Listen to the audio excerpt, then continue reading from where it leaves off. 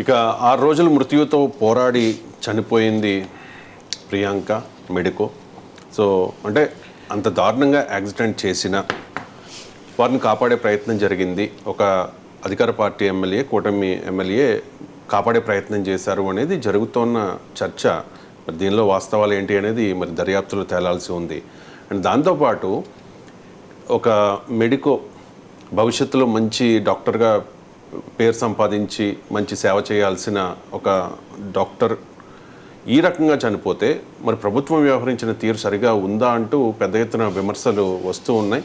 ఇది రాజకీయాలకు అతీతంగా వైసీపీ కొన్ని ఆరోపణలు చేసింది. జగన్ కూడా ఒక ట్వీట్ చేశారు, ఇదే నా పద్ధతి అంటూ. దాన్ని పక్కన పెడితే, రాజకీయాలను పక్కన పెడితే, సోషల్ మీడియాలో అయితే నెటిజన్లు సతీష్ గారు విపరీతంగా సైడెడ్గా ప్రియాంకకు అన్యాయం జరిగింది, వాళ్ళని ఎన్కౌంటర్ చేయండి అని చెప్పి. ఎన్కౌంటర్లు దాని గురించి ప్రస్తావించాల్సిన అవసరం లేదు, కానీ కనీసం ప్రియాంకకు కనీసం వైద్య ఖర్చులకు ఏదైనా సపోర్ట్ చేయాల్సింది, మీ కుటుంబానికి అండగా ఉంటాము అని ఒక భరోసా ఇవ్వాల్సింది. కానీ అలా జరగలేదు. ముఖ్యమంత్రి కానీ, ఉప ముఖ్యమంత్రి కానీ, విద్యాశాఖ మంత్రి లోకేష్ కానీ అలా స్పందించలేదు. వాళ్ళ తీరు చాలా ఇబ్బందికరంగా ఉంది అంటూ వాళ్ళ తండ్రే, ప్రియాంక తండ్రే ఆవేదన వ్యక్తం చేశారు. అండ్ ఇంకొక డైమెన్షన్ ఏంటంటే, ప్రియాంక వాళ్ళది తెలంగాణ. ఈ విషయం అంటే తెలంగాణ బిడ్డ కాబట్టి బాబు సర్కార్ నిర్లక్ష్యం వహించిందా అని చెప్పేసి ఇంకో డైమెన్షన్ కొంతమంది తీసుకొస్తూ ఉన్నారు. అంటే ప్రభుత్వం వ్యవహరించిన తీరు మీకు ఎలా అనిపించింది? అంటే ఇక్కడ ప్రాంతం, తెలంగాణ అని తక్కువ ఇలాంటి భావనలు ఇక్కడ తేకూడదు దయచేసి. ప్రతి అంటే కొన్ని సందర్భాల్లో ఇలాంటి వ్యాఖ్యలు చేయటం, ఆమె తెలంగాణ కాబట్టి ప్రభుత్వం, ఏపీ ప్రభుత్వం సరిగ్గా రెస్పాండ్ అవ్వలేదని, లేదంటే ఏపీ వాళ్ళు ఎక్కడైనా ఒకటి చనిపోతే తెలంగాణ ప్రభుత్వం రెస్పాండ్, దయచేసి ఇలాంటి ఆరోపణలు, ఇలాంటి ఇష్యూస్ ఇందులో చూపించొద్దు. ఎందుకంటే ఇక్కడ ఫైనల్గా ప్రియాంక మన తెలుగు అమ్మాయి, ఆమె తెలంగాణ అయినా ఆంధ్రప్రదేశ్ అయినా ఒక మెడికో కళల అంశాన్ని చిదిమేశారు. ఒక రకంగా ఇంత ఘోరాతి ఘోరంగా కన్ను మిన్ను తేలకుండా ఇంత ఘోరమైన యాక్సిడెంట్ చేయటం, ఇంత అరాచకంగా వ్యవహరించడం అనేది అసలు చాలా పెయిన్ఫుల్గా ఉంది. మనకి ఆగస్టు 3 నుంచి జరుగుతున్న పరిణామం ఇది. చివరికి ఆమె బ్రెయిన్ డెడ్ అయ్యి మృత్యువుతో పోరాడి చనిపోయింది. ఇప్పుడు ఇక్కడ ఇష్యూస్ ఏంటంటే, తండ్రి కూడా మాట్లాడాడు, చంద్రబాబు నాయుడు మమ్మల్ని పట్టించుకోలేదు, ఏపీ ప్రభుత్వం పట్టించుకోలేదు అని. అయితే సంఘటన జరిగిన తర్వాత అనుకున్నంత స్థాయిలో త్వరితగతిన ప్రభుత్వం పట్టించుకోవట్లేదన్న ఆరోపణ అయితే ఏపీ ప్రభుత్వం ఎదుర్కొంటుంది. ఎందుకంటే ఇమీడియట్గా రెస్పాండ్ కాలేదు, కొంచెం గ్యాప్ తీసుకున్నారు అన్న చర్చ ఒకటి జరుగుతుంది. అయితే చంద్రబాబు నాయుడు రెస్పాండ్ అయ్యారు, నారా లోకేష్ కానీ, అలాగే హోంమంత్రి అనిత, డిప్యూటీ సీఎం పవన్ కళ్యాణ్ దీనిపై రెస్పాండ్ అయ్యి కొంత ఏం జరుగుతుందనేది చూశారు. చూసినా కూడా తర్వాత కూడా ఏం చేశారు, ఇది సాధారణ రోడ్డు ప్రమాదం కాకుండా సెక్షన్ 106 కింద హత్యానేరంగా దీన్ని మార్చారు. సరే, అక్కడి వరకు జరిగింది. కానీ ఏంటంటే ప్రభుత్వం కొంచెం అప్పటికప్పుడే ఇంకా ఇమ్మీడియట్గా రెస్పాండ్ అయ్యి ఉంటే ఆమె ప్రాణాలు దక్కేవి అని తల్లిదండ్రులు ఆరోపిస్తున్నారు. ఎందుకంటే అనుకున్నంత స్థాయిలో దీన్ని సీరియస్ ఇష్యూగా ఫస్ట్ తీసుకోలేదు. రెండో రోజుకి ఇది కొంత ఫ్లేరప్ అయింది. దీనిపైన కొన్ని ఆరోపణలు కూడా వస్తున్నాయి. రాజమండ్రి ఆ జిల్లాకు చెందిన ఒక ఎమ్మెల్యే కొంత ఇద్దరి మధ్య సయోధ్య కుదిర్చే ప్రయత్నం చేశారు అన్న ఒక ఆరోపణ వైఎస్ఆర్ కాంగ్రెస్ పార్టీ చేసింది. అలాంటి ప్రయత్నాలు కూడా జరిగాయనేది కొంత రాజమండ్రిలో బాగా టాక్ అయితే వినిపిస్తోంది. మరి జరిగాయో లేదా పూర్తిస్థాయి ఆధారాలు లేకపోయినా, ఒకవేళ జరుగుంటే మాత్రం ఇంతకు మించిన దౌర్భాగ్యం అనేది లేదు. అది ఎమ్మెల్యే అయినా, ఏ స్థాయిలో వ్యక్తి అయినా చివరికి రాజీ కుదిర్చే ప్రయత్నం చేశారు అంటే ఎంతటి దౌర్భాగ్యం ఇదన్న ఒక చర్చ కూడా మనకి కనిపిస్తోంది. ఏదేమైనా ప్రియాంక ఇక లేదు. ఈ హిట్ అండ్ రన్ కేసులు పెరిగిపోతున్నాయి.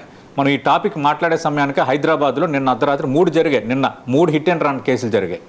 ఒక ఆర్మీ జవాన్ కూడా చనిపోయాడు. అంటే అతిగా మద్యం సేవించడం అనేది ఒక అంశం అయితే, రెండోది పొగరు అంటారు కదా, అది ఏమవుతుందంటే ఇలాంటి విపరీత ధోరణులకి దారితీస్తోంది. ఎవడు ఏం చేయలేడు అంటూ ఒక రకమైన బలుపుతో ఇలాంటి ఘటనలకు పాల్పడుతున్నారు. ఖచ్చితంగా వాళ్ళిద్దరికీ చాలా కఠినమైన శిక్షలు పడాలి. ఎట్టి విషయాలు స్పేర్ చేయడానికి లేదు. ముఖ్యమంత్రి చంద్రబాబు నాయుడు పోలీసులకు ఆదేశించారు. కానీ అమ్మాయి ప్రియాంక మళ్ళీ తిరిగి రాదు కదా. ఆమె గద్వాల నియోజకవర్గం ఎక్లాస్పూర్ గ్రామానికి చెందిన ప్రియాంక పీజీ చేస్తోంది. వాళ్ళ ఇంటి నుంచి ఫస్ట్ టైం ఒక డాక్టర్ చూడాలనుకున్నారంటే అమ్మాయి చదువు కోసం చిన్నప్పటి నుంచి తల్లిదండ్రులు ఎంత కష్టపడ్డారు, ఆమె ఎంత కష్టపడి నీట్లో ర్యాంకు తెచ్చుకొని ఎంబీబీఎస్ సీట్ సాధించి ఉంటుంది. అలాగే మళ్ళీ పీజీ లెవెల్ టెస్ట్ రాసి పీజీ సాధించి ఉంటుంది. ఎంత ఘోరమైన ఘటన అంటే ఇది వెరీ పెయిన్ఫుల్ అండి. దీన్ని ఏమిటంటే ఆ తల్లిదండ్రుల కడుపు కోతని ఇప్పుడు ఎవరో తీర్చలేరు. కానీ మధ్యలో ఈ విధంగా కొన్ని ఆరోపణలు రావటం, ప్రభుత్వం వ్యవహరించిన తీరుపైన, అలాగే కొందరు రాజీ చేసే ప్రయత్నం చేశారన్న అంశం పైన చాలా బాధాకరం. ఎవరైతే ఈ రాజీ చేయడానికి ప్రయత్నం చేశారన్న ఆరోపణలు కొన్ని వస్తున్నాయో, వాళ్ళు ఏంటి, వాళ్ళు కడుపుకు అన్నం తింటున్నారా, ఏం తింటున్నారా అనేది బయట సోషల్ మీడియాలో విపరీతంగా ట్రోలింగ్ అవుతుంది. కానీ అదే సందర్భంలో ఈ అంశానికి సంబంధించి దయచేసి తెలంగాణ, ఆంధ్ర లాంటి ప్రస్తావనలు అయితే తేవద్దు. కానీ ప్రభుత్వం మరికొంత ప్రొయాక్టివ్గా రెండో రోజే రెస్పాండ్ అయ్యి ఉంటే బాగుండేది అనేది అయితే చర్చ అయితే ఉంది. ఏదేమైనా ప్రియాంక విషయంలో ఇది ఒక ల్యాండ్ మార్క్ అవ్వాలి. ఈ నిందితులకి పడే శిక్ష అనేది ఒక ల్యాండ్ మార్క్ అవ్వాలి. ఖచ్చితంగా రాష్ట్ర ప్రభుత్వం ఆల్రెడీ ముఖ్యమంత్రి చంద్రబాబు నాయుడు ఆదేశాలు జారీ చేశారు కాబట్టి పోలీసులు చాలా నిష్పక్షపాతంగా ఏ ప్రలోభాలకు వేటికి లొంగకుండా నిష్పక్షపాతంగా దర్యాప్తు చేయాలి. ఖచ్చితంగా నిందితులకి కఠిన శిక్ష విధించాలి. అలాగే నిందితుల తరపున ఏ అడ్వకేటు వాదించకుండా అడ్వకేట్స్ అందరూ కూడా ఒక నిర్ణయం తీసుకోవాలి. ఎందుకంటే ఇలాంటి సంఘటనలు జరిగినప్పుడు దేశంలో చాలా సందర్భాల్లో మనం చూసాం. ఎందుకంటే బార్ అసోసియేషన్స్ నిర్ణయాలు తీసుకుంటే నిందితుల తరపున మేము వాదించము అని.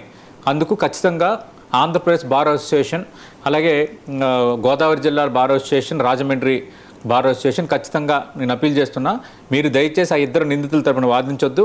ఖచ్చితంగా ఈ విషయం అనేది ఒక ల్యాండ్ మార్క్ కావాలి. ఎవడైనా కన్ను మిన్ను చూసుకోకుండా నచ్చినట్టుగా ప్రవర్తిస్తే, విచ్చలవిడిగా విపరీత బుద్ధితో అరాచకంగా ప్రవర్తిస్తే ఇక నుంచి ఈ విధంగా జరుగుతుందని మొత్తం మాట్లాడుకోవాలి అందరూ.